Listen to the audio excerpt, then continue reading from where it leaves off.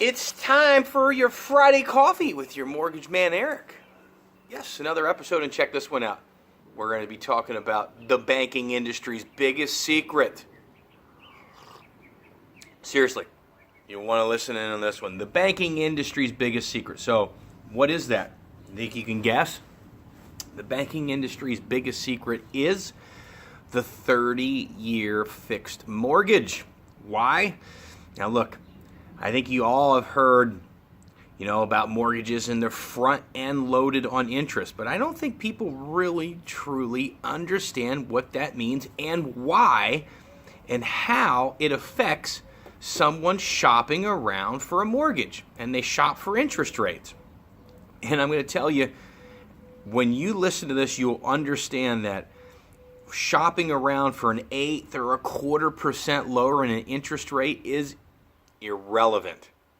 I'm telling you, it's irrelevant, or 99% irrelevant. And here's why. Let's dive into it. So the banking industry's biggest secret, the 30-year fixed mortgage, it's all front-end loaded on interest. And let's take an example. Let's say your mortgage payment's $1,500 a month, principal and interest only. Let's keep it simplified. And $1,350 a month on month number one is going to interest. And I hear people complain about this all the time. It's, hardly anything goes to the interest at the beginning. Yep, absolutely right, because it's front-end loaded on interest. So think about this. If you get a 30-year fixed mortgage, it's 360 months, and let's say you got a 4.75 interest rate. Do you understand that you have to keep that mortgage for 360 months to get a true 4.75% interest rate? You pay it off early, you paid way more than 4.75% interest.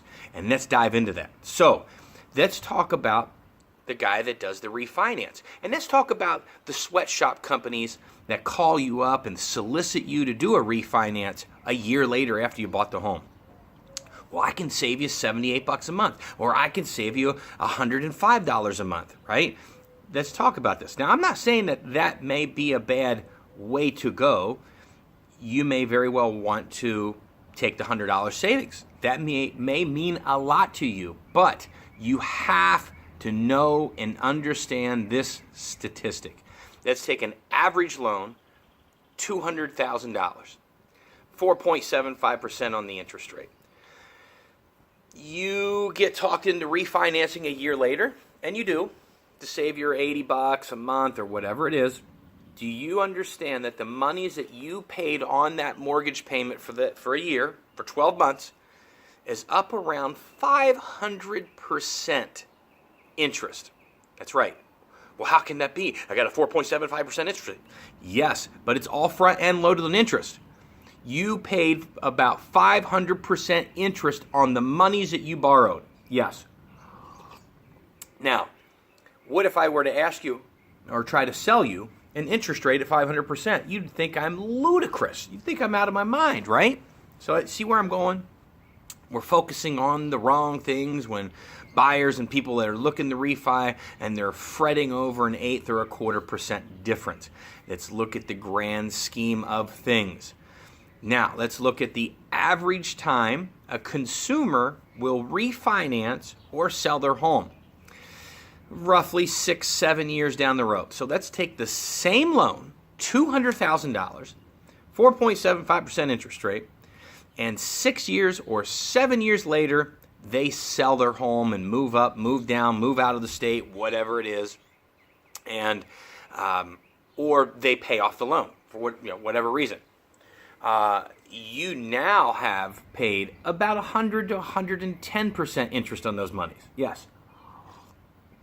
$200,000 that you kept for 6 years.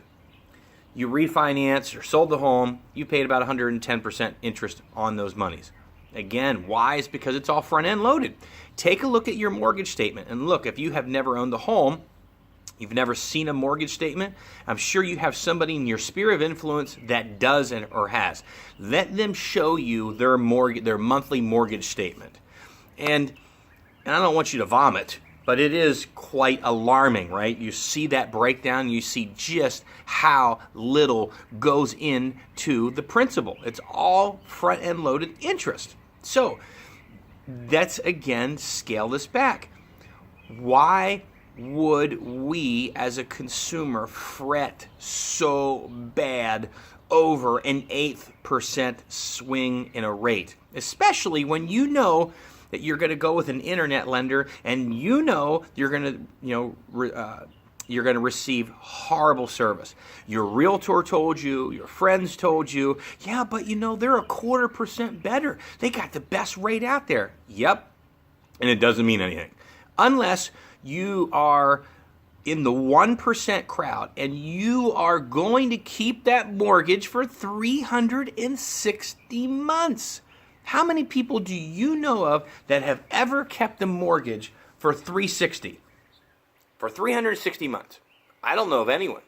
I've been in this industry for 19 years, and I can honestly say I don't know of anyone that has kept the mortgage for 360 months. So you got to understand that.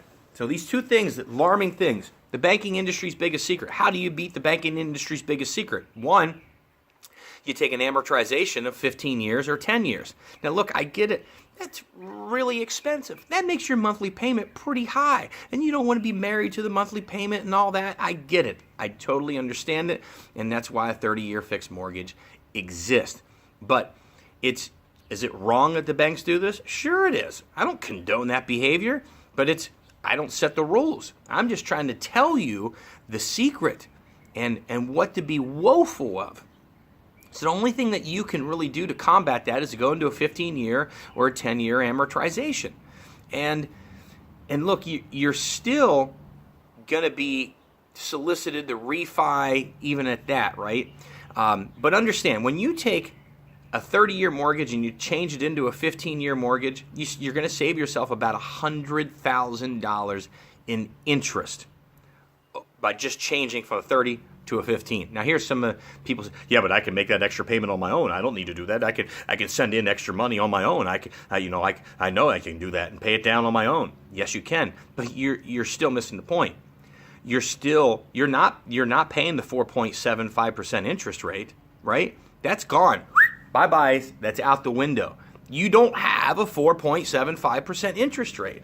And I think that's one of the biggest premises of this conversation is understand the banking industry's biggest secret and understand that you taking 2 days and 17 hours to shop around and find a guy online, an internet guy, go on to Quicken Loans or whatever because you're going to get an 1/8% or a 1/4% better in rate is an absolute waste of time. Who should you go with?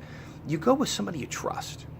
You go with somebody you trust, you go with somebody you gel with, you go with somebody that's going to give you quality service, not somebody that's going to pass you off to 6 other people in the transaction that obviously don't know what they're talking about, and somebody that your realtor does not want you to use. Why doesn't your realtor want you to use that banking entity? There's a reason. And it's not because they're getting a kickback. Look, I'm telling you this.